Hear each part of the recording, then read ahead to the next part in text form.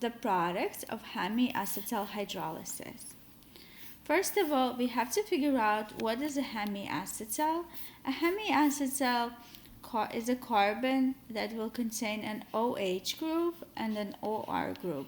So if your molecule has a carbon that has an OH group and an OR group, where R is any hydrocarbon chain, then your molecule has a hemiacetal functional group. So your professor might be asking you either to predict the products of hemiacetal hydrolysis, and for hemiacetal hydrolysis, the reagents are water with some sort of acid, or the professor might ask, where did this hemiacetal come from? What were the reactants that created this hemiacetal? Both of these are answered the same way. Basically, they're the same. Now, I wrote here out a list of steps to easily figure out how to predict the products of hemiacetal hydrolysis without doing the mechanism. And we will go through my steps on this problem, and also we will have another example to practice with. So let's go ahead and get to it. First thing we have to do is identify the hemiacetal carbon, which is a carbon that is connected to one OR group and one OH group. So here I see this carbon is next to an OH, and it's also connected to oxygen, and this oxygen is connected to carbon, making it an OR group. So this is my hemiacetal. Next, what you will have to do is break the bonds between carbon and the oxygen on the OR group. One bond, sorry, this is a typo. So break the bond between carbon and the oxygen on the OR group. So I'm going to go ahead. This is the oxygen on the OR group, and I'm going to break it. And let's see what I get so far. So I'm going to get rid of that bond. And this is what I get so far. Let's continue. Turn OH on the hemiacetal carbon. Let's show this carbon. That was the hemiacetal carbon. So turn OH on the hemiacetal carbon into double bond O. So what I'm going to do is I'm just going to change this OH and make it a double bond O. And the last step is add hydrogen to the oxygen on the OR group broken off. So I'm going to add hydrogen here. And there you go, I have my products. It's a pretty simple process to go back. You just have to identify hemiacetal carbon, break the bond between the carbon and the oxygen, and then OH, turn it into double bond O, and add hydrogen to the other side. These must have been the reactants that created this hemiacetal.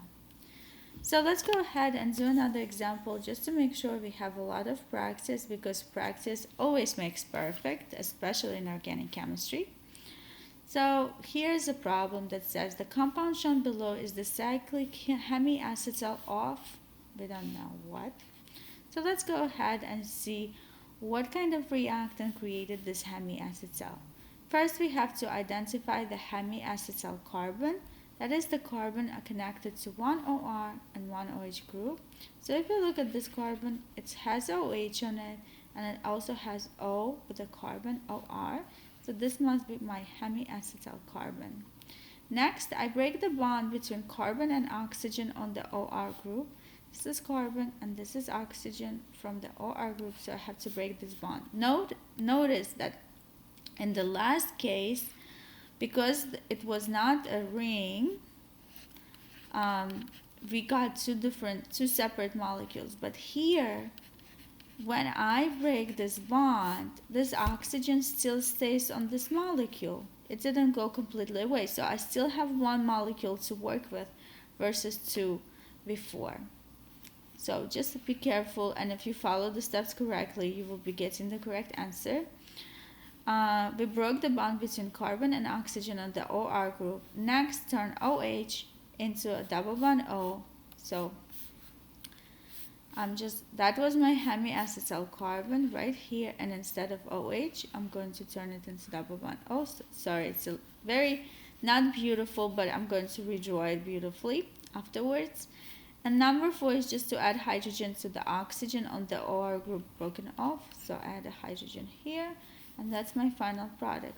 let's just draw it a little nicer. Let's go 1, 2, 3, 4, 5, 6, and 7. So I have 7 carbons, so I'm just going to draw 1, 2, 3, 4, 5, 6, and 7. And then on my carbon number 2, I have a double bond O.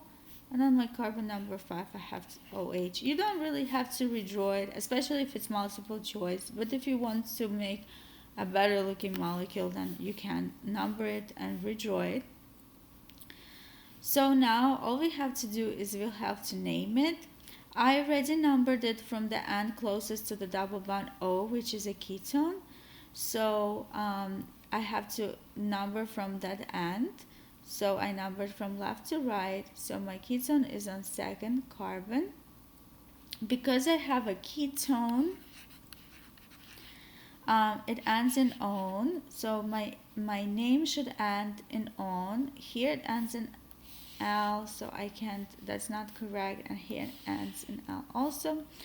So this is a ketone, and I have an OH group on the 5th carbon. An OH group as a substituent will be called hydroxy.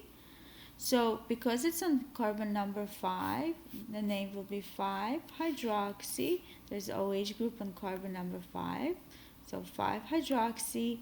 And then my double bond O, my ketone functional group, is on carbon number 2, so number 2. There's 7 carbons, so the prefix for the parent chain is -hap, and then because it's a ketone, it's going to end in -on. This is Maya from Transformation Tutoring. I hope you enjoyed my video. Please feel free to subscribe, like, and comment, and I look forward to seeing you in more of my organic chemistry and general chemistry videos.